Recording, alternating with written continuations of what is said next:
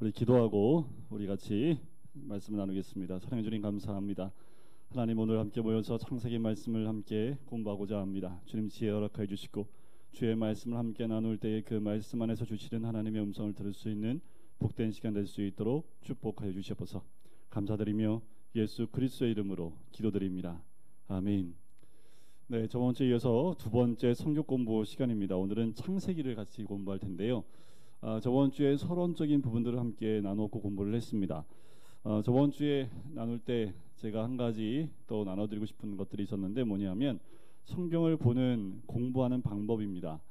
저번에는 숲을 보는 과정이라고 제가 말씀을 드렸죠. 나무의 잎을 볼 수 있고 나무 줄기를 보는 과정이 있고 나무를 보는 과정이 있고 나무 숲 안에 나무들이 형성되어 있는 군을 보는 것처럼 성경 공부할 수도 있고 나무를 모여있는 숲 전체를 한눈에 보면서 공부하는 성경과 방법이 있다고 말씀을 드렸습니다. 저희는 권별로 빠르게 보기 때문에 아마도 나무 한 그루를 전체 어떤 모양인지를 보면서 빠르게 지나가는 성경 공부의 방법이고요. 또 이게 신학적으로 바라보는 성경 공부 방식이 있습니다. 뭐냐면 우리가 신학교에 가면 언약 중심으로 성경을 공부하고 보는 방법이 있어요. 언약 중심으로. 그래서 언약만 체크하면서 창세기부터 요한계시록까지 쭉 언약만 모아서 성경 공부하는 방법이 있습니다. 보통은 우리가 성경 공부하는 방법이 구속사적인 성경 공부 방법입니다. 그러니까 우리 인간을 구속해 가시는 구속의 역사들을 함께 보면서 성경 공부하는 그 방식이고요. 내적 치유로 보는 성경 공부 방식도 있습니다. 내적 치유는 1990년도 이후에 갑자기 이제 그 붐이 일어나서 내적 치유 관점으로 성경을 보고 해석하는 경우도 있습니다. 보통 이제 주일날 목사님들이 설교할 때는 이 복합적으로 설교할 때는 바라보면서 여러 가지 방향으로 말씀을 해석하고 설교를 해드리지요. 이것 외에도 영적 전쟁으로 보는 방법이 또 있습니다. 성경을 이게 보는 관점이 한 6, 7가지가 있는데 그 관점에 따라서 성경을 바라보는 해석하는 게 굉장히 달라요. 그런데 저희가 주로 보는 것은 빠르게 보면서 구속사적인 방법으로 함께 성경을 보려고 합니다. 자, 저번 주에 우리가 머리 아픈 거는 한 번씩 더 되짚어 보면서 한번 보는 게 도움이 되기 때문에 제가 빠르게 구약의 순서를 다시 한번 되짚어 드리고 또 빠르게 또 한 가지 역사의 흐름에 들어가는 말씀이 역사의 흐름만 있는 시간의 흐름에 있는 말씀만 남기고 나머지를 다 그 안으로 한번 집어넣어 볼게요. 우리가 이렇게 외웠는데 창출내 민신 수사롯 사망대 스니의 욥 시잠전하 사람에게 일단 호요람 오변미 나합습 학습말. 그래서 앞에서 두 번째 페이지에 보면 제가 그거 일렉트체로 이렇게 글자만 딱 땄잖아요. 그래서 창출내 민신 수사롯 사망대 스니의 욥 시잠전하 사람에게 일단 호요람 오변미 나합습 학습말. 이게 구약 39권의 말씀의 순서입니다. 특징적인 건 뭐냐면 3왕대는 상하로 되어 있습니다. 그래서 사무엘 상하, 열왕기 상하, 역대기 상하로 되어져 있지요. 이렇게 되어 있습니다. 자, 역사의 흐름만 나와 있는 것만 남겨보고 나머지를 그 뒤로 다 넣어버릴게요. 창출, 시간의 흐름이 있지요. 레위기는 어디에 들어갈까요? 시간 흐름이 없어요. 어디에 들어가면 출애굽기에 들어갑니다. 시내산에서 말씀을 받은 그 말씀만 기록하고 있기 때문에 신명기는 이제 시내에서 출발해서 가나안까지 가는 여정입니다. 신명기는 어디에 들어가냐면 민수기에 들어가요. 왜냐하면 신명기는 모세가 세 편의 설교를 통해서 다음 세대가 이 가나안 땅에 들어서 어떻게 살지에 대한 부분을 쓰고 있기 때문에 민수기 끝부분에 모세가 가나안을 바라보면서 다음 세대에게 준 설교다라고 보시면 됩니다. 여호수아는 들어가서 점령하는 시간의 흐름이 있지요. 사사기도 시간의 흐름이 있지요. 가나안 땅에 들어가서 죄를 통해서 사사들이 나타나서 사사들 통해서 다시 이스라엘 민족을 구원하는 그 역사가 기록되어 있습니다. 룻기는요. 룻기는 사사기 때로 들어가게 됩니다. 자, 그러면서 사무엘, 상하, 열왕기, 상하는 다 시간의 흐름이 나와 있습니다. 자, 여기에 역대 상하가 이 안으로 들어가요. 역대 상하는요. 역대상은 어디로 들어가냐면 사무엘 상과 열왕기 상에 들어가고요. 역대하는 열왕기 하 정도에 들어갑니다. 그러니까 이건 지금 제가 파란색으로 동그라미 친 거는 역사의 흐름이 없어요. 시간의 흐름이 없어요. 자, 그다음에 에스라, 느헤미야 여기서 끝납니다. 시간의 흐름은 구약의 성경의 시간의 흐름은 여기서 끝나요. 역사는. 그럼 이 나머지는 다 어떻게 해요? 다 이 안에 들어갑니다. 자, 요 에스더는 요 사이에 들어가고요. 자, 욥시 잠잠 시가 사잖아요. 욥기는 이 설명이 뭐로 나오냐면 아브라함 때로 봅니다. 그러니까 욥기는 어디로 가요? 창세기 쪽에 들어가요. 그리고 시편은 누가 대부분 많이 썼어요? 거의 3분의 1을 다윗이 썼지요. 그러니까 사무엘상 쪽에 들어갑니다. 잠전하는 누가 썼을까요? 솔로몬이 썼지요. 그러니까 어디에 들어갈까요? 열왕기 상 쪽에 들어갑니다.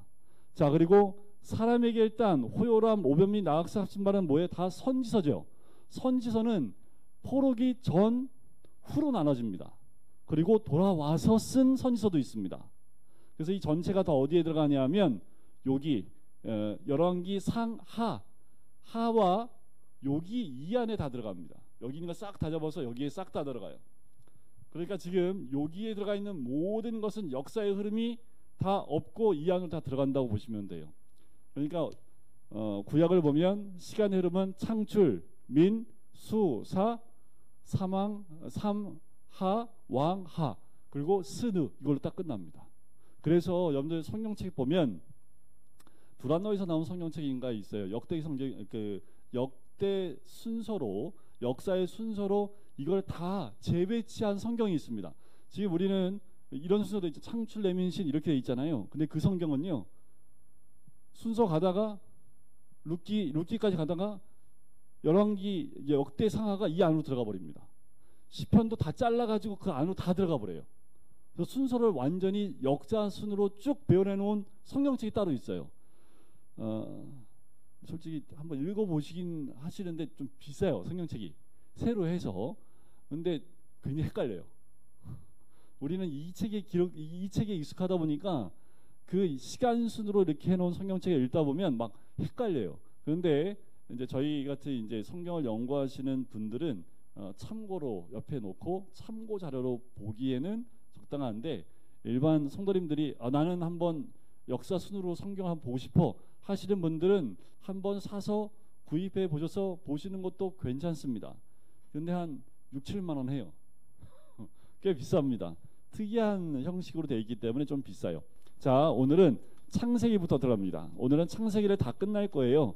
그래서 여러분들 교재를 보면서 개론적인 걸 말씀을 드리고, 실제로 성경책 안에서 한 장에 핵심되는 말씀만 탁탁 찍고 그 장에서 하나님께서 우리에게 주시는 메시지와 말씀이 무엇인지를 함께 보면서 창세기를 50장까지 빠르게 끝내면서 또 한 가지 장 제목도 같이 함께 재미있게 암송할 수 있으면 암송하는 것까지 한번 가볼게요. 왜냐하면 제가 1장부터 50장까지 매일 한 장 성경 공부를 매일 15분짜리로 제가 유튜브에 올려놨기 때문에 거기에 보면은 장 제목까지 쉽게 외우게 되어 있습니다. 자, 여러분들 교재를 한번 보세요. 교재를 보시면 창세기 부분이 있습니다. 한 3페이지, 4페이지 넘기면 창세기가 있지요. 자, 공부를 열심히 하시는 분들은 펜을 항상 들고 다니십니다. 펜을 들고 다니시는데 주로 색색깔 펜을 많이 들고 다니시죠. 그러니까 색색 펜을 한번 보시고, 자, 제가 이게 찝어드리는 그 메시지, 그 부분들을 밑줄 치면서 오시면 돼요. 자, 창세기에 보시면 저자가 누구예요? 모세로 나와 있습니다. 모세 오경이니까. 주제를 보시면 중요한 것이 하나님의 창조와 인간의 시작으로 되어 있지요.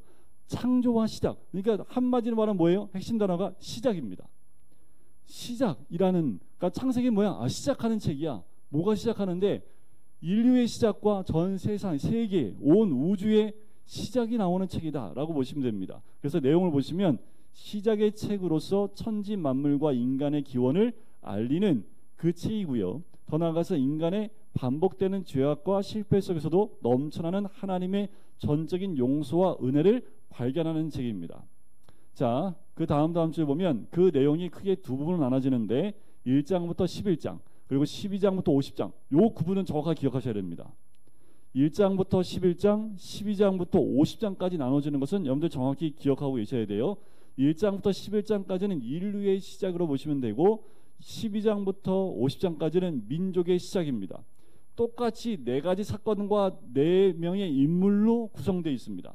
인류의 시작에서 네 사건의 중심인데 가장 유명한 창조와 타락, 그리고 노아의 홍수, 바벨탑 사건, 이 네 가지가 가장 대표적인 사건입니다. 1장부터 11장까지. 그 다음에 12장부터 50장까지는 4명, 우리가 잘 알고 있는 아브라함, 이삭, 야곱, 요셉, 요 4명입니다. 자, 성경에 보면 분량이 뒤에가 훨씬 많지만 시간의 흐름상 1장부터 11장의 시간이 훨씬 더 긴 시간을 우리에게 알려주고 있지요. 자, 계율을 보면 제가 설명하고 있는 부분들을 이야기해주고 있습니다. 창조, 타락, 홍수 심판, 그리고 민족들이 나오면서 바벨탑 사건으로 4번까지, 네 번째까지 계율가 끝나지요. 그 다음부터 5번부터 8번까지는 아브라함의 생애, 이삭의 생애, 야곱의 생애, 요셉의 생애에 따라서 장들이 구분되어져 있는 것을 볼 수 있습니다. 자, 한 장 또 넘겨보시면 특징이 나옵니다. 특징은 뭐냐면, 자, 이거예요. 나머지 65권 전체를 다 합한 기간보다 창세기 한 권이 훨씬 더 길다라는 거. 창세기 이 책 한 권이요, 나머지 전체를 다 합한 시간의 흐름보다 훨씬 더 길다라는 거. 그리고 모든 존재의 기원을 밝히고 있다라는 겁니다. 자, 우리 역사의 기원뿐만 아니라 결혼의 기원, 뭐 여러 가지 기원들, 구원의 기원부터 시작해서 모든 것의 시작점이 다 이 창세기에 기록되어져 있다라고 보시면 됩니다. 그리고 구속사의 시작을 알림의 기록 목적이 있다라는 거죠. 왜냐하면, 자, 이 창세기는 누가 썼다고요? 모세요. 모세가 왜 썼을까요? 창세기를. 아까 봤지만 인류의 시작, 그리고 전 세상의 이 온 우주의 시작을 우리한테 알리려고. 왜 이걸 알려줄까요? 누구한테 알려주고 싶어서요? 특징의 세 번째 번호의 3번의 끝에 보니까 출애굽한 백성들을 위하여 쓴 책이라는 거죠. 자, 이게 누구한테 쓰냐에 따라서 그 내용이 포커스가 달라지겠지요. 지금 출애굽해서 가고 있는 백성들, 그들을 위해서, 그들에게 하나님에 대해서 알리기 위해서 쓴 책이라고 보시면 돼요. 그러니까 지금 출애굽한 백성들한테 뭐예요? 구속사의 시작을 알리려는 목적이 더 커요. 자, 각별 장제목이 이제 각 장별 장제목이 쭉 나옵니다. 1장부터 50장까지. 자, 이제 여러분들 창세기 성경책 한번 펴보세요. 자, 성경책 보면서 그리고 옆에 장별 제목을 딱 펴놓고 따라오셔야 됩니다. 자, 이게 굉장히 중요하기 때문에 제가 칠판에 쓸 시간을 좀 제가 아끼는 차원에서 장제목까지 다 실어놨습니다. 자, 1장 1절 한번 볼까요? 1장 장제목이 뭐예요? 창조입니다. 이거 모르는 사람 없죠? 예수님 믿고 창세기 1장이 뭐야? 근데 이걸 모르는 사람은 오늘 예수님 믿은 사람밖에 없습니다. 그리고 성경 공부 안 하신 분밖에 없어요. 창세기 1장이 뭐라고요? 창조입니다. 1장 1절 모르시고 안 외우시는 분이 한 명도 없습니다. 뭐예요? 태초에 하나님이 천지를 창조하시니라. 성경에서 제일 중요해요. 왜 중요하냐? 다 외우고 있기 때문에 중요해요. 자, 이게 왜 중요하냐면 성경의 문을 열고 들어가는 첫 큰 문입니다. 이 문을 열고 들어가지 못하면 성경을 이해할 수도 없고 깨달을 수도 없고 알 수도 없어요. 요 문을 통과해서 문 열고 들어가야지만 성경의 내용을 받아들일 수 있습니다. 그 말은 뭐예요? 태초에 하나님이 천지를 창조하신다는 말씀 안에는 하나님이 모든 것을 주관하고 계시다라는 그 믿음의 고백으로부터 시작합니다. 이 1장 1절을 통과해서 문 열고 들어간다는 건 뭐예요? 이걸 믿는다라는 거죠. 이 말씀 믿는다라는 거예요. 이 말씀을 믿어야지 그 다음 2절 3절 이 다음의 메시지를 또 그 말씀은 다 우리가 받아들이고 믿을 수 있는 겁니다. 아멘이시죠? 여기 오시고 또 온라인으로 함께 성경 공부하시는 분들은 1장 1절 당연히 하나님 천지를 창조하셨지라고 그 믿는 가운데 있습니다. 자, 여기서 한 가지만 더 적용해 볼까요? 이 하나님의 주권은 어디까지일까요? 어디까지 하나님의 주권이 다다를까요? 이제 여기서 적용이 들어가는 거죠. 어디까지요? 우리의 모든 삶의 아주 작은 부분까지 하나님의 주권이 다 있습니다. 오늘 우리가 누구 만났잖아요. 그거 하나님의 주권 아래 있을까요? 없을까요? 있겠죠. 여러분들 오늘 화내는 거에 하나님 주권이 있어요? 없어요? 하나님 주권이 있지요. 여러분들 막 눈물 흘리고 슬펐어. 그 슬펐던 일들이 하나님 주권 아래 있을까요? 없을까요? 있지요. 하나님의 주권은 우리의 희노애락을 다 하나님 편에 있다는 거. 그래서 우리가 하나님께 감사할 수 있는 겁니다. 우리에게 때로는 슬픈 일, 때로는 기쁜 일, 때로는 화나는 일, 그 모든 일도 하나님의 주권 아래 있다라는 고백은 범사에 감사할 수 있는 요건이 되는 거예요. 자, 이게 굉장히 중요하기 때문에 제가 1절 1절 말씀드렸고요. 자, 창조하기 전의 모습을 2절에 얘기하고, 자 보세요. 3절 보시면 빛이 있으라. 6절 보시면 궁창과 궁창을 나누죠. 둘째 날입니다. 셋째 날 9절에 보시면 물이 천하의 물이 한 곳에 모이고 묻이 드러나라. 바다와 땅을 만드시지요. 넷째 날 14절에 보시니까 하늘의 궁창에 광명체가 있어. 그게 뭘까요? 해, 달, 별들을 만드시죠. 20절 다섯째 날 뭐예요? 바다의 생물, 물들은 생물을 번성하게 하고 하늘의 궁창에 새가 나르라. 그러니까 어류와 조류를 만드시죠. 여섯째 날 24절입니다. 생물을 땅에 종류대로 내게 하시죠. 그러면서 제일 중요한 게 뭐예요? 27절과 28절입니다. 자, 빛 창조하시고 궁창, 땅, 그리고 해달별, 그리고 어류와 조류, 그리고 육류 다 창조하시고 맨 마지막에 뭘 만들었을까요? 인간을 만드는데 어떻게 만들었을까? 27절 어떻게 만들어요? 하나님이 자기 형상 곧 하나님의 형상대로 만드십니다. 이게 가장 중요해요. 모든 걸 다 창조하시고 우리 인간을 맨 마지막에 누구의 모양과 형상대로요? 하나님의 형상과 하나님의 모양대로 우리를 남자와 여자를 창조하셨다라는 거예요. 그리고 복 주십니다. 자, 복을 왜 주실까요? 하나님 말씀대로 됐기 때문에 그런 거죠. 자, 27절과 28절 하나님 복 주신 것 바로 하나님의 형상과 모양으로 창조하시고 복을 주시는데 생육하고 번성하고 땅에 충만하고 또 땅을 정복하고 다스리라 라는 복을 주시는 거지요. 자, 그리고 모든 것을 다 마치시고 31절에 보시니까 하나님이 지으신 모든 것을 보시니 보시기 어떻게 했다고요? 심히 좋았더라. 자, 하나님 보시기에 심히 좋았던 것은 왜 좋았을까요? 하나님 말씀대로 이루어졌기 때문에 보시기 좋았던 겁니다. 그런데 하나님 보시기에 좋은 분들이 되셔야 합니다. 우리가 하나님 보시기에 좋으려면 어떻게 해야 돼요? 말씀대로 살면 됩니다. 그래서 말씀을 알아야지 하나님 말씀대로 살아갈 수 있지요. 하나님 말씀을 알아야 하나님 말씀에 순종할 수 있지요. 창세기 1장에서 보여주는 것은 하나님 말씀대로 창조된 세계는 하나님 보시기에 좋은 날입니다. 좋은 겁니다. 2장에 가면 에덴입니다. 이에덴, 1창조 2에덴. 자, 2장 1절에는 천지와 만물이 다 이루어지니라. 하나님 말씀대로 던 이루어졌다라는 얘기예요. 그래서 일곱째 날 어떻게 했을까요? 3절에 복되게 하십니다. 그리고 안식하시는 거지요. 하나님 말씀대로 모든 것이 끝나니까 마지막 날을 복 주시고 안식하셨다라는 겁니다. 자, 다 이루어지는 것, 안식했다라는 것.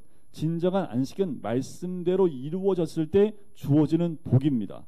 자, 그리고 이 천지 만물을 창조하신 내력을 다시 한번 적으면서 7절에 보시면 하나님이 인간을 지으실 때 어떻게 지으셨다고요? 흙으로 사람을 지으시고, 이 흙이 다시 말씀드리지만 뭐라고요? 원어에 보면 먼지라고, 먼지. 근데 집안에 먼지 이렇게 쓸어 모아서 그걸로 누굴 만들었다고요? 저를 만들었다고요. 그러니까 쓸모 있는 존재였을까, 없는 존재였을까요? 쓸모가 하나도 없지요. 아니, 먼지 모아갖고 인간 만들었는데 인간이 뭔 쓸모가 있어요? 그런데 우리를 무슨 모양으로 만들었기 때문에 쓸모가 있어요? 하나님의 형상과 모양입니다. 이게 중요해요. 굉장히 중요합니다. 그 지으시고 생기를 그 코에 불어넣으시니 생명이 됐지요. 자, 그 생기가 곧 뭐라고요? 이 생기는 푸니마 해가지고 하나님의 영, 성령을 의미합니다. 성령이 우리 안에 쑥 들어오니까 우리가 뭐예요? 생령이 된 거예요. 자, 생령이 되는 것이 굉장히 중요합니다. 생령이 되려면 어떻게 해야 돼요? 성령이 우리 안에 들어와야 됩니다. 성령이 우리 안에 들어오지 않으면 뭐하고 똑같을까요? 짐승입니다. 짐승하고 똑같은 거예요. 짐승과 우리와 차이점은 뭐예요? 하나님의 영이 있느냐? 없느냐지요. 그래서 짐승은 죽으면 흙으로 그냥 끝나버리는 거예요. 하지만 우린 죽으면 육은 흙으로 돌아가지만 우리의 영은 주께로 가는 거지요. 이것이 굉장히 중요합니다. 자, 2장에서 에덴 동산에 두시는 이유가 뭐예요? 생명이 됐기 때문에 에덴이라는 동산에 복된 자리에 하나님이 주신 거예요. 그런데 우리의 에덴 동산은 어디입니까? 우리의 에덴은 내 안에 성령이 온전히 함께하여 내가 생명이 되어져 있는 그곳이 에덴입니다. 그것은 축복의 근원이 되는 장소가 돼요. 그래서 여러분들이 있는 곳이 그 복을 흘려보내는 곳이 되는 것이 다 에덴입니다. 자, 그 에덴에서 하나님이 한 가지 언약을 주시는데 17절에 보면 선악을 알게 하는 나무의 열매는 먹지 마라. 최초의 언약입니다. 내가 먹는 날에는 반드시 죽으리라 하고 얘기했는데 3장에 가면 타락하지요. 자, 분명히 먹으면 죽는다고 얘기했는데 뱀이 와가지고 여인을, 그 여자를 꼬시지요. 꼬실라이 제시합니다. 그때 3절에 보니까, 3장 3절에 보니까 하나님 말씀에 너희는 먹지도 말고 만지도 말라, 너희가 죽을까 하노라. 누가 한 말이에요? 뱀이 한 말이에요? 여자가 한 말이에요? 뱀이 한 말이에요? 여자가 한 말이에요? 자, 여자가 뱀에게 말하되 2절에 나오지요. 그러니까 여자가 한 말이에요. 좀 전에 2장 17절에 하나님 뭐라고 그랬어요?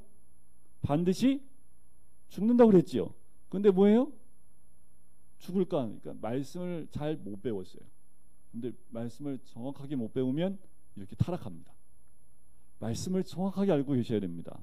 결국 타락하게 됐고, 또 아내가 주는 그 선악을 알게 한 나무의 열매를 먹고 아담도 죄를 짓게 됩니다. 그리고 하나님을 피하여, 하나님 낯을 피하여 숨어요. 8절에 세 번째 줄에 보면, 자, 죄를 짓게 되면 누굴 피할까요? 하나님을 피하고 하나님을 거부하여 숨게 됩니다. 그때 하나님께서 징계를 내리시는 부분이 이제 나옵니다. 뱀을 징계하시고 또 여자를 징계하시는데 3장 15절이 가장 중요한 원시 복음입니다. 이거는 하나님의 구원이 우리 인간의 타락하자마자 주시는 복음입니다. 15절, 내가 너로 여자와 원수가 되게 하고 내 후손도 여자의 후손과 원수가 되게 하리니 여자의 후손은 내 머리를 상하게 할 것이요 너는 그의 발꿈치를 상하게 할 것이니라. 원시복음, 하나님은 대안을 먼저 주시고 난 다음에 그 다음에 징계를 주십니다. 그냥 인간을 버려두시는 것이 아니라 다시 구원하실 것에 대한 복음을 먼저 주시고 그 다음에 여자는 임신의 고통, 해산의 고통을 더하고 아담은 어떻게 해요? 평생 수고해야지만 소산을 먹는 그 징계를 주시지요. 심판을 하십니다. 자, 그리고 난 다음에 결국 죄를 범한 이 인간들은 에덴에서 어떻게 됐을까요? 쫓겨남을 당해요. 그 말은 뭐예요? 복의 근원이 있는 자리, 복의 물줄기가 흐르고 있는 그 에덴에서 차단되어진 겁니다. 우리가 타락하고 죄를 짓게 되면 뭐예요? 이 복의 줄기를, 복을 흘려보내지 못하고 뭘 흘려보낼까요? 자, 4장에 가면 뭘 흘려보낼까요?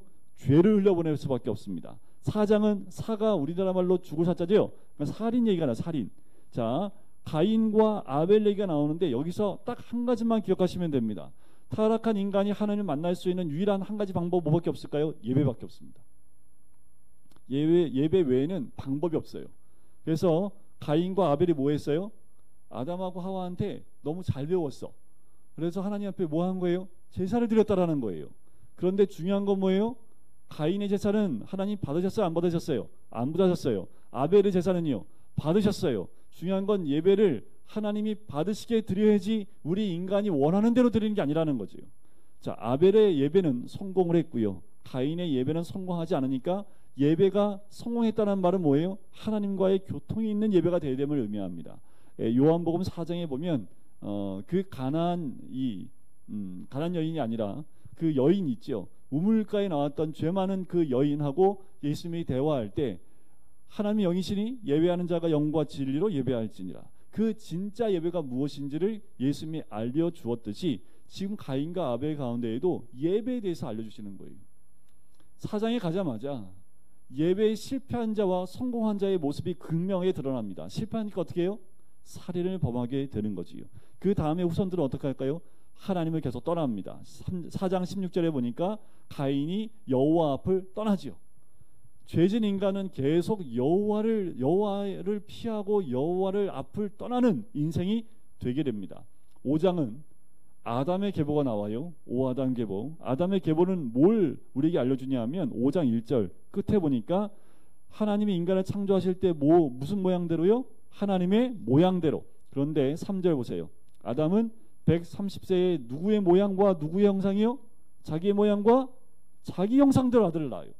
하나님은 하나님의 형상과 모양대로 만들어놨더니 우리 인간이 죄를 통해서 무슨 형상과 모양을 만들었어요? 내 모양과 내 형상. 그러니까 이 말은 뭐예요? 뭘 전수해주기 시작한 거예요? 하나님의 생명을 전수해준 것이 아니라 내 죄를 전수해주기 시작하는 겁니다. 그래서 살다 죽죠. 살다 낳고 죽고 살다 낳고 죽어요.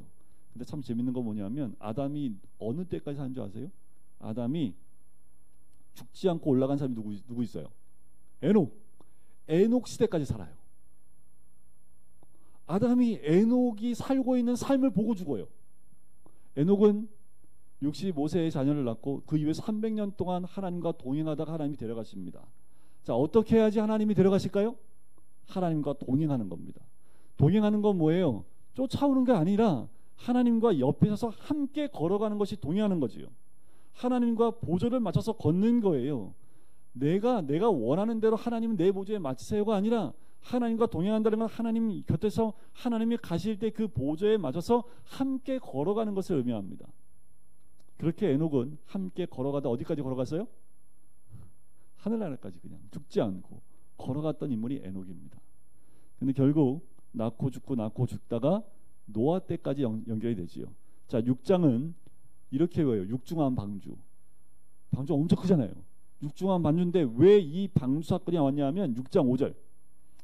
여호와께서 사람의 죄악이 세상에 가득함과 그의 마음으로 생각하는 모든 계획이 항상 악할 뿐임을 보시고 마음에 한탄하고 근심하십니다. 하나님의 마음을 근심케 하면 여러분들 홍수가 임할 수밖에 없는 거예요. 심판이 임할 수밖에 없는 거지요.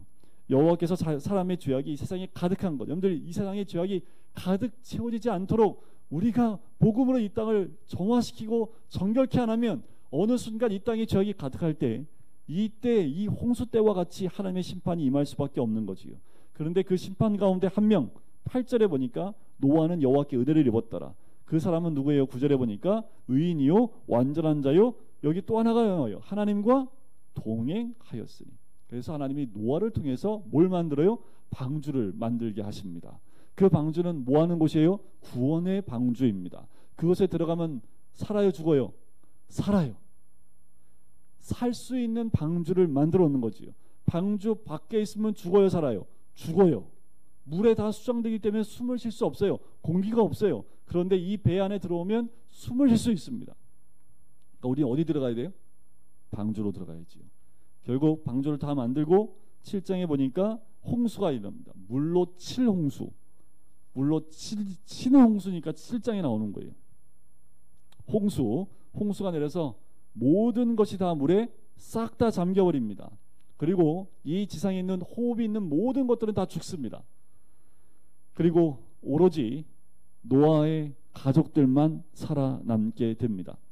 자, 8절에 가면 8장엔 팔아라라산에서 이제 홍수가 물러가요. 왜냐하면 하나님이 누구를 기억하냐 하면 8장 1절 보세요. 기억하는 것이 너무나 중요해요. 근데 이렇게 기도하셔야 됩니다. 하나님 저를 기억해 주십시오. 여러분들 항상 기도할 때 이걸 잊지 마십시오. 하나님 저를 기억해 달라고. 이스라엘 민족이 출애굽을 할 때도요. 하나님이 그들을 기억하십니다. 아이 목사님 하나님 우리를 기억 못 하시겠어요? 아유 기억 못 하시겠어요. 하지만 기억해 달라고 기도하셔야 됩니다. 그래서 물이 줄어들어요. 그 다음에 9장에 가면 무지개 언약이 나옵니다. 무지개는 어디에 있어요? 구름 속의 무지개. 그래서 9장이 나오는 거예요. 그래서 또 다른 언약, 구름 속의 무지개 언약을 함께 맺게 됩니다. 그리고 노아가 땅에 나와요. 땅에 나와서 한 게 뭐예요? 농사를 짓습니다. 그런데 이 노아도 완전한 자인 줄 알았는데 뭐예요? 술 먹고 실수하는 장면이 나오지요. 그리고 10장은 이 노아와 그 자녀들을 통해서 백성이 쫙 퍼져나가는 그 열국 백성의 이야기가 10장에 나옵니다. 근데 이들이 11장에 넘어가서 뭐 하냐면 흩어지지 말자고 얘기를 해요. 왜요? 홍수가 나서 이렇게 또 죽으면 안 되니까 홍수가 와도 홍수가 범하지 못할 만큼의 높이의 바벨탑을 쌓자. 우리 이름을 지면에 흩지 말고 우리 이름을 내자라고 얘기를 합니다. 그러니까 아무리 인간이 선한 사람을 통해서 후손이 나온다 하더라도 또 죄 가운데 가요. 하나님이 이제는 다 쓸어버리고 새로 시작해도 안 되는 것을 아시지요. 결국 언어가 하나이다 보니까 이런 것이다 해서 7절에 보면 11장 7절에 보면 그들의 언어를 혼잡하게 합니다. 그래서 그곳 이름을 바벨이라고 하지요. 바벨은 혼잡게 하다라는 그 의미가 있습니다. 그리고 그들을 온 짐에 흩어요. 이때부터 소통이 안 돼요. 자녀와 부모와 소통이 안 돼요. 그리고 목사와 성도님들과의 소통이 안 돼요. 직분 사이에 소통이 안 돼요. 지금 우리나라의 가장 큰 문제는 뭐예요? 정부와 국민과의 소통이 안 돼. 그거 어쩔 수 없어요. 이 땅은 죄악이 가득한 땅이기 때문에 소통이 이루어질 수 없습니다. 소통은 어디 안에서만 이루어질 수 있어요? 주님 안에서만. 그리고 난 다음에 노아의 세 아들 가운데 셈의 족보가 나옵니다. 왜 족보가 나오냐면 11장 10절 보세요. 셈의 족보는 이러하니, 이 셈의 족보가 나오는 이유는 이 족보 뒤에 누가 나와요? 예수님이 나옵니다. 왜 예수님이 나오는지가 여기에 나와요. 이 족보에. 왜 나와요? 11절 보세요. 낳고 낳았으며 낳고 낳았으며 낳고 낳았으며 계속 낳지요. 생명을 낳는 족보입니다.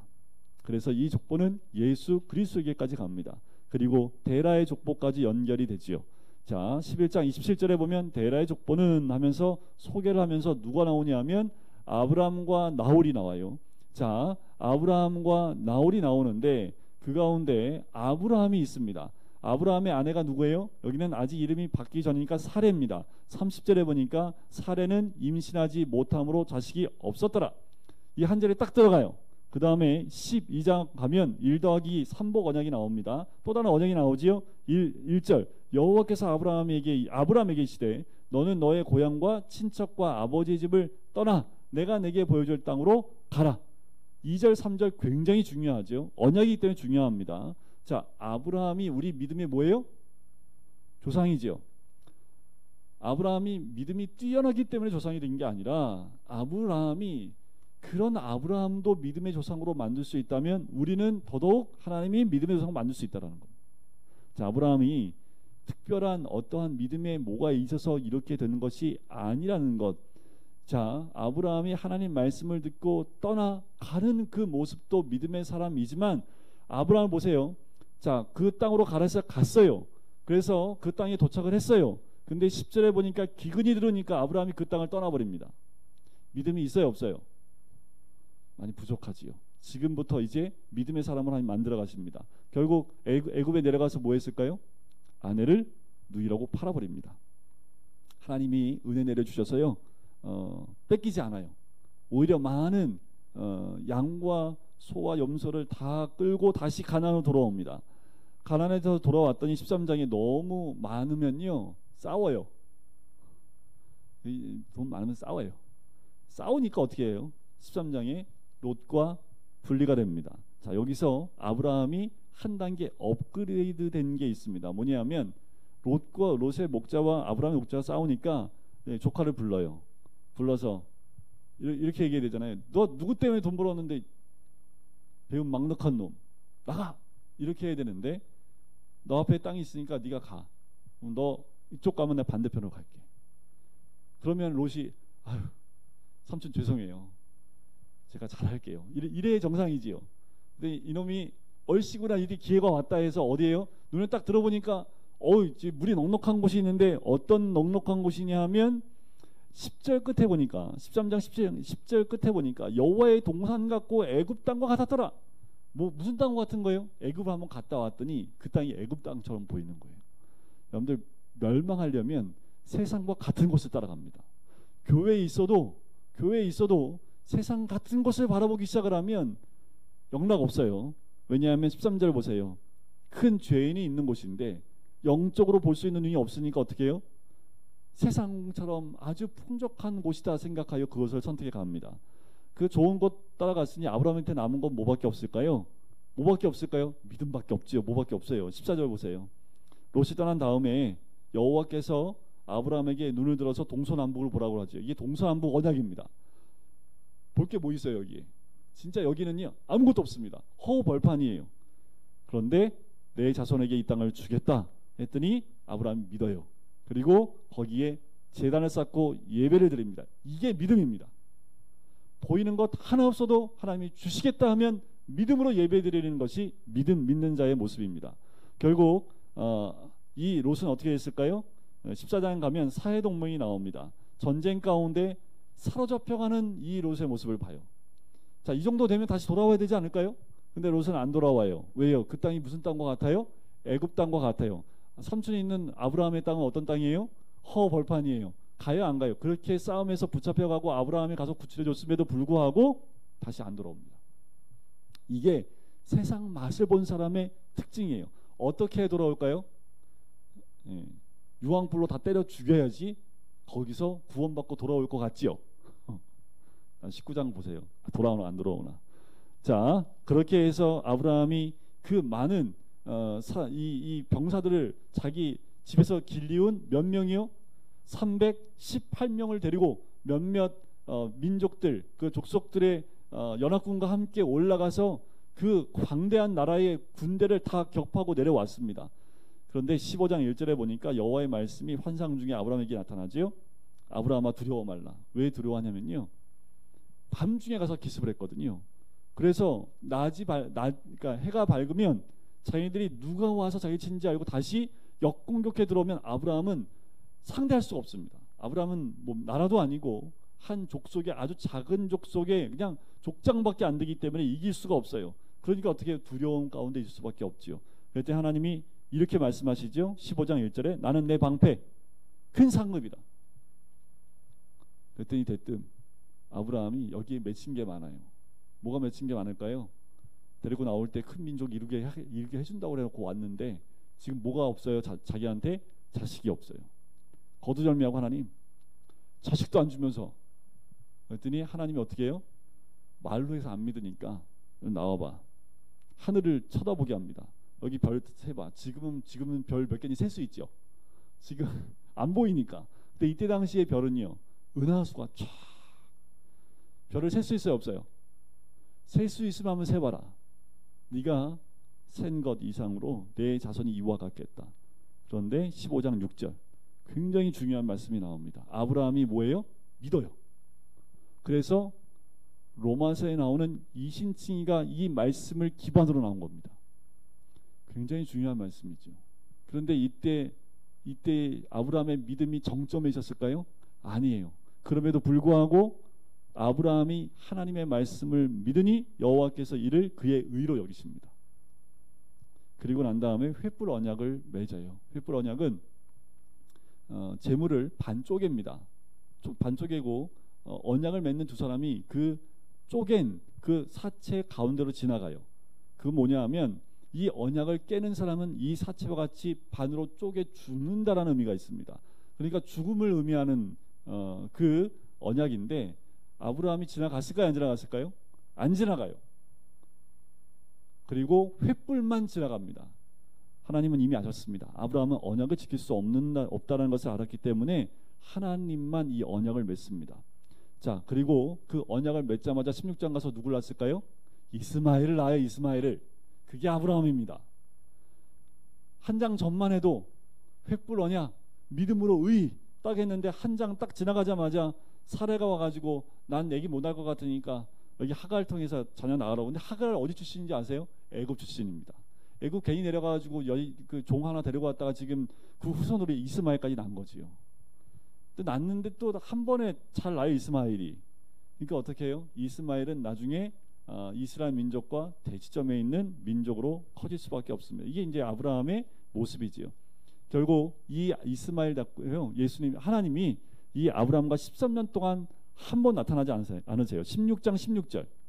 자, 하갈이 아브라함에게 이스마엘을 낳을 때 몇 세요? 86세. 17장 1절 보세요. 아브라함이 몇 세? 99세 때.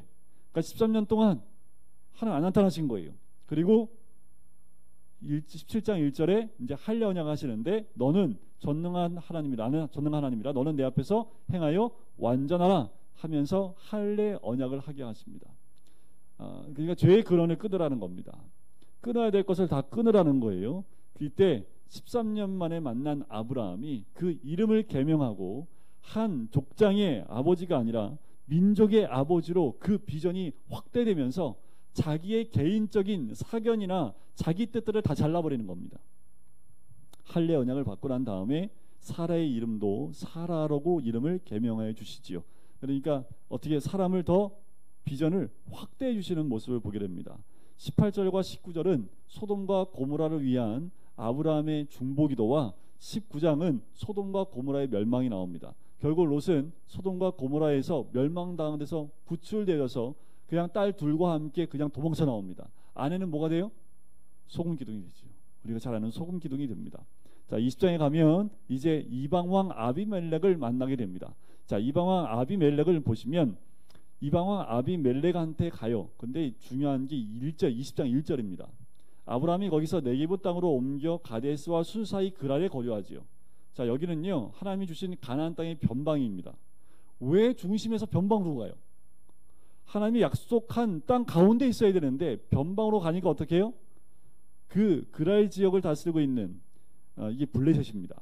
그랄 지역을 다스리고 있는 아비멜렉이 이 사라를 데리고 갑니다. 이때 89세인데 이제 이거는 이제 여러 가지 해석이 있습니다. 그래서 또 뭐예요? 자기 아내로 말 못해요. 달라진 건 뭐냐면 애굽 때하고 달라진 건 아비멜렉 꿈속에 하나님이 나타나서 데려가지 못하게 합니다. 그리고 다시 돌려보내고 아브라함이 그 사람을 위해서 하나님께 기도하는 장면이 나와요. 달라진 모습이지요. 그런데 재밌는 건 뭐예요? 21장에 가면 이삭이 나와요, 안 나와요? 이삭이 나와요. 그러면 20장에서 이삭을 사라가 임신한 상태예요, 안 한 상태예요? 짐작건데 임신한 상태라고 볼 수 있는 거예요. 큰일 날 뻔했지요. 그러니까 이걸 거꾸로 보면 언약 관점이나 영적 전제로 보면 계속해서 하나님의 예수 그리스도의 후손으로 나올 수 있는 그 대를 끊기 위한 어둠의 세력에 자꾸 방해가 들어옵니다. 자, 21장에 와서 사라가 이삭을 낳아요. 그때 아브라함이 나이가 5절에 보니까 몇 세요? 100세라. 아직까지 하나님이 이 아브라함을 데리고 가는데 완전한 모습이 되지 못합니다. 자, 아들을 낳았어요. 근데 아들을 낳았더니 이스마엘이 이 이삭을 자꾸 약올리니까 어떻게 이스마엘을 내보내 버립니다. 자, 22장 바로 22장에 가서 그 일 후에 하나님이 아브라함을 시험하십니다. 그러니까 이게 지금 10몇 년이 또 흐른 거지요. 갑자기 21장과 22장에 10몇 년이 쑥 흘러서 하나님이 여호와께서 아브라함한테 22장 2절에 보니까 내 아들 내 사랑하는 독자를 모리아 땅에 있는 한 산에 가서 번제로 드리라 라는 거지요. 그랬더니 3절에 보세요. 아브라함이 저녁에 느지막하게 일어나 나귀를 준비하는데 하루 종일 준비했다. 이런 말이 없어요. 아침에 일찍 일어나 나귀의 안장을 지우고 아침 일찍 시작합니다. 뭐까지요? 번제에 쓸 나무까지 쪼개서 가지고 갈 준비를 새벽에 다 합니다. 아브라함이 달라진 모습이죠. 그리고 이삭을 드려요. 그때 여호와 이레 하나님께서 모든 걸 준비해 놓으시죠. 그리고 12절 끝에 보면 아브라함을 경외하는 줄을 아노라. 이제 아브라함의 신앙이 여기서 완결됩니다. 뭐냐면 부활 신앙까지 나아가는 아브라함의 모습을 봐요. 그러니까 하나님은 어디까지 신앙을 우리를 인도하기 원하냐면 부활 신앙까지 가기를 원하시는 겁니다. 22장까지 와서야 아브라함의 신앙은 부활 신앙까지 돼요. 그리고 난 다음에 하나님이 여호와 이레 하나님께서 이삭 대신에 제물을 드릴 수 있는 순양을 준비해 놓으시죠. 그리고 22장 17절 18절 두 절에서 종합 언약을 주십니다. 이제까지 했던 언약을 종합해서 딱 여기 17절과 18절에 기록해 놓으세요. 그리고 23장 가서 사라가 죽습니다. 사라가 죽을 때 막벨라 굴을 사요. 아직 가나안에 아브라함 땅이 있을까요? 없을까요? 없어요. 그런데 그곳을 땅으로 사요. 매장지로 사요. 그 말은 뭐냐면 그 땅은 영원히 아브라함의 땅이라는 것을 아예 못을 박는 겁니다. 그것은 언약적인 관점이 있습니다. 이 땅을 하나님이 주셨기 때문에 하나님이 이 땅을 다 주실 것이라는 믿음으로 매장지를 구입하는 거지요. 24장 가서는 이삭을 결혼시키는 이삭과 리브가가 만나는 장면이 나옵니다. 그 장면이 창세기에서 가장 긴 장입니다. 굉장히 자세하게 연결이 되고요. 결국 리브가와 이삭이 만나서 이삭은 위로를 받습니다. 이때 나이가 몇 살? 40살에 결혼을 합니다. 늦은 나이에 이삭이 결혼을 하지요. 자, 25장 가면 드디어 25장에서 아브라함이 죽어요. 자, 25장 팥죽이요. 팥죽 사건이 가장 중요하기 때문에 팥죽 2호 25장 팥죽 2호 사건인데, 자, 아브라함은 175세에 죽습니다. 그리고 에서와 야곱이 탄생하는 기사가 19절부터 나와요. 그런데 이 기사를 기록하면서 아브라함의 아들 이삭의 족보라고 소개를 합니다. 자, 40세에 리브가를 맞았고요. 60세까지 자녀를 못 낳아요. 그러니까 20년 동안 자녀를 못 낳아요. 그래서 이삭이 뭐 했을까? 20년 동안 기도합니다. 자, 이삭이 아내가 임신하지 못함으로 그를 위하여 여호와께 간구하며 여호와께서 그의 간구를 들으셨으므로 그의 아내 리브가가 임신하였는데 그때 26절 끝에 이삭이 60세라. 그러니까 몇 년 동안 기도한 걸까요? 뭐 결혼하자마자 기도하지 않았다 하더라도 대충 한 3, 4년 지나고 애기 없으니까 기도하지 않았겠어요. 한 번 딱 기도했는데 좀 주셨다라고 보시면 안 됩니다. 그러니까 우리도 기도할 때는 끈기 있게 하나님께 간구하며 기도해야 된다라는 거지요. 자, 그랬더니 그 태중에 두 군민이 있습니다. 두 복중에 나누이는데 이 족속이 저 족속보다 강하고 큰 자가 어린 자를 섬기겠다. 자, 뱃속에 보니까 하나님 보니까 야곱이 굉장히 예뻐요. 그래서 에서는 좀 못생겼고 그래서 야곱을 선택한 걸까요? 아니라는 거예요. 야곱을 선택한 어린 자를 선택한 것이 어린 자가 뭘 잘하고 뭘 해서가 아니라 하나님의 선택권이 있다라는 겁니다. 하나님의 주권에 대한 예정 교리에 대한 부분들을 로마서 9장 가면 이 부분을 사도 바울이 설명하고 있는 것을 보지요. 이제 색깔이 나오는데 27절부터 보면 에서는 육적입니다. 이 야곱은요 굉장히 영특해서요 머리가 잘 돌아갑니다. 팥죽 한 그릇에 뭘 사버려요? 장자권을 사버립니다. 야, 이런 거래를 하셔야 됩니다. 거래를 하려면 이 정도는 하셔야 돼요. 야곱의 머리가 이 정도로 돌아갑니다. 그런데 에서는 굉장히 육적인데 야곱도 육적이지 않다 할 수 없습니다. 자, 26장은 이삭 단독 기사인데 우물 파는 기사밖에. 여기서도 문제는 뭐냐면 1절 보세요. 아브라함 때에 첫 흉년이 들었죠. 그때 아브라함은 어디로 갔어요? 애굽으로요. 근데 그 땅에 또 뭐가 들었어요? 흉년이요. 그래서 이삭이 어디로 가요? 그랄로 가요. 왜 그랄로 갔을까요? 애굽으로 내려가는 중간길에 그랄이 있습니다. 자, 20장에 아비멜렉이 나오는데 여기 블레셋으로 나왔죠. 블레셋 왕 아비멜렉. 그러니까 아비멜렉은 블레셋 왕입니다. 그랄 지역은 블레셋 지역 족속이 살고 있는 지역이에요. 그런데 내려가려고 하는데 하나님 꿈속에 나타납니다. 내려가지 말라고. 그래서 이삭이 내려가다 그랄 지역에 딱 멈춥니다. 그리고 여기서 아브라함과 맺었던 언약을 이삭과 다시 언약을 맺는 것이 3절과 4절이지요. 이삭이 이때 속였을까요? 안 속였을까요? 아내 리브가를 자기 아내로 했을까요? 아니라고 얘기했을까요? 그 아들과 그 아버지. 그런데 하나님이 이삭이 리브가를 껴안고 있는 것을 또 하필이면 왕이 봐. 그래서 아내라는 걸 알게 되는 거지요.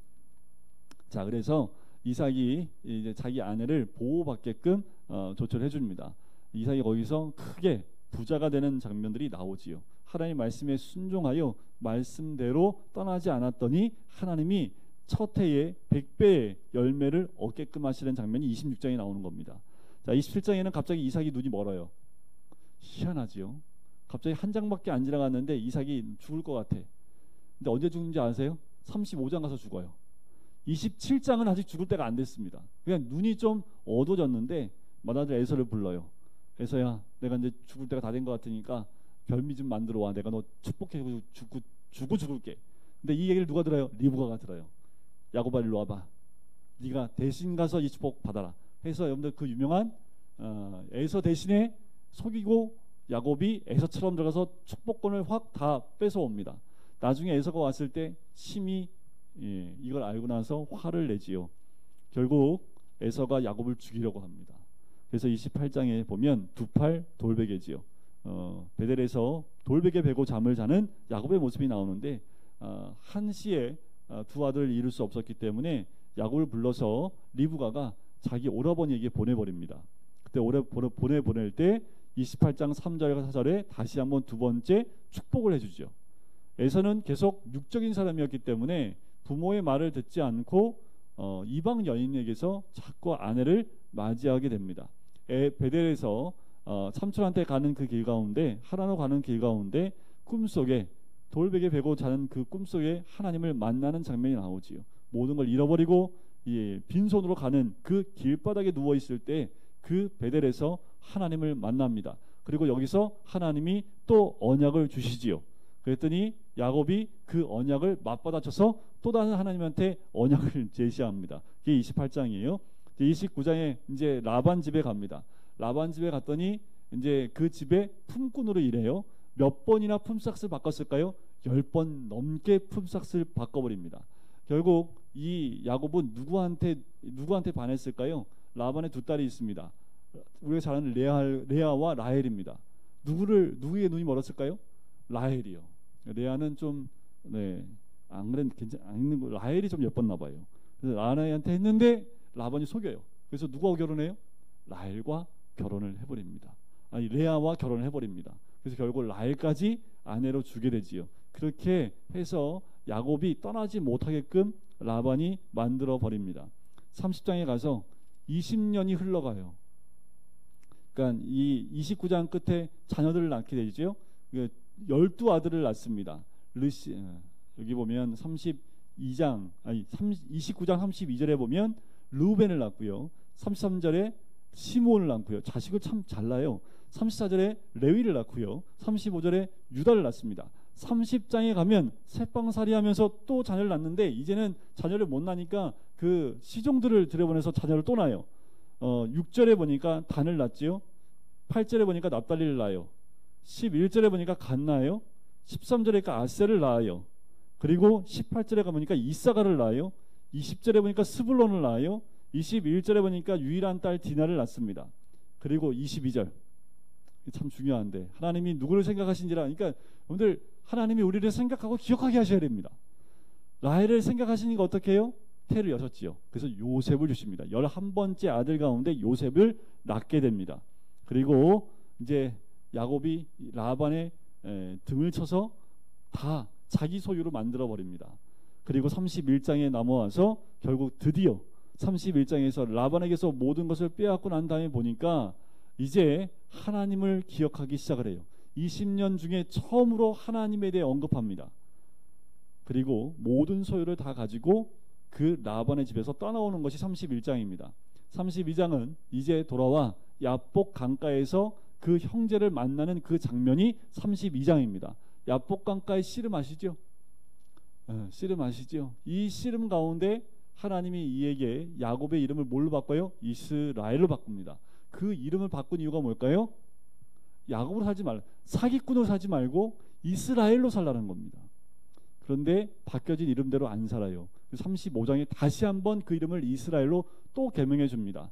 33장에 가서는 형제 형을 에서를 만나는 장면이 33장에 나옵니다. 그리고 이 33장에서 형을 만났으면 다시 어디로 가야 돼요? 두 팔 돌베개 베고 있었던 28장에 베델로 갔어야 되는데 베델로 안 갑니다. 어디에 갔을까요? 숫곳이라는 곳에 가서 살게 됩니다. 그곳에 있다 보니까 34장은 그 딸 디나가 강간을 당하는 사건이 나옵니다. 다시 하나님의 언약이 있는 그 땅으로 가지 않고요. 자기가 보기에 풍족한 땅에 머물러 살려고 하니까 결국 세상 가운데 자녀들이 그 눈을 세상으로 돌아갈 수밖에 없는 거지요.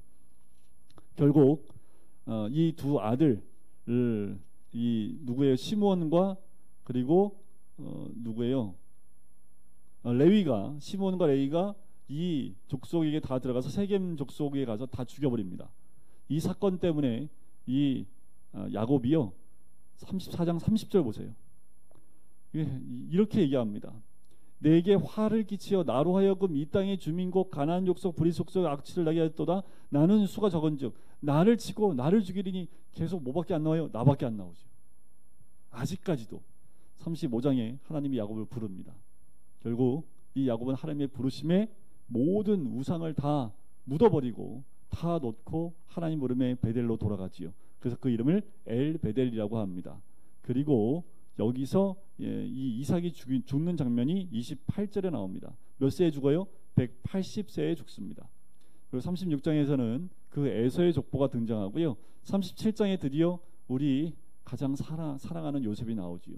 요셉의 별명이 뭐예요? 꿈쟁이요. 꿈쟁이. 그래서 요셉은 형제들한테 미움받아서 어떻게 해요? 죽을 뻔했다가 노예로 팔려가는 장면. 두 개의 꿈을 꾸고 미움받고 팔려갑니다. 38장은 유다와 다말 사건인데 넘지 말아야 될 38선을 넘어가는 38장 넘어가서 39장에 요셉의 애굽 생활이 나옵니다. 자, 39장이 가장 중요해요. 39장에 보면 2절에 요셉이 여호와께서 요셉과 함께 하시지요. 그래서 형통한 자가 됩니다. 그리고 뒤에 보시면 계속해서 여호와께서 요셉과 함께 5절 두 번째 줄에 보면 여호와께서 요셉과 함께 하시지요. 3절에도 나와요. 그리고 저 뒤에 가면 21절에도 여호와께서 요셉과 함께 하시지요. 자, 팔려가서 노예로 있는 신분 가운데 있을 때도 함께 하셨고, 또 감옥에 누명을 쓰고 감옥에 들어갔을 때도 여호와께서 함께 하셔서 형통케 하시는 하나님의 은혜를 누립니다. 눈이 제가 말씀드리지만 총리가 되고 난 다음엔 형통한다는 말이 한 번도 나온 적이 없습니다. 언제만 하나님이 형통케 하세요? 노예로 있을 때, 감옥에 있을 때 하나님이 형통케 하신다라는 거죠. 그 이후에 40장부터 46장까지는 헤어졌던 형들을 다시 만나는 장면과 그리고 아버지를 만나는 장면이 46장, 47장까지 기록되어집니다. 그 과정은요, 요셉이 그 부모를 다시 만나는 과정 가운데, 그리고 형제들을 만나는 과정 가운데 자신을 밝히는 그 과정을 통해서 자신이 이 땅에, 이 애굽이라는 곳에 왜 왔는지에 대한 부분을 이야기해요. 45장 8절을 보시면 가장 중요한데, 그런즉 나를 이르러 보낸 이는 당신들이 아니요 하나님이시라. 이 요셉의 구속사, 본인이 왜 이 고난, 죽을 고생을 하고 여기서 총리가 됐는지를 요셉이 알았다라는 거예요. 그 꿈이 뭔지 알았다라는 거예요. 형제들이 단이 자기한테 절을 하고 헤달별이 자기한테 절을 하는 이유를 알았다라는 거예요. 왜요? 나를 보낸 것은 당신들이 나를 팔아버린 것이 아니라 하나님이 나를 보내셨다라는 거예요. 그러니까 요셉이 정확하게 자기 인생을 하나님 눈으로 정확하게 해석을 하니까 이제는 상처가 아니라 하나님이 함께하는 사람으로 바뀌는 겁니다. 결국 이제 야곱이 함께 애굽으로 내려오게 되고요. 그리고 12아들을 축복하는 장면이 49장에 나옵니다. 그것이 12아들 축복입니다.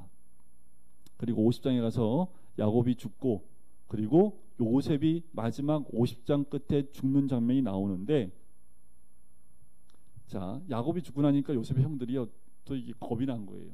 우리 또 죽었다. 이제 우리의 이렇게 보호막이었던 아버지가 죽었으니 이제 요셉이 우리한테 해코지 할 거다, 복수할 거다라고 생각을 합니다. 그래서 형들이 와서 엎드립니다. 그리고 우리를 종으로 삼아달라고 얘기를 해요.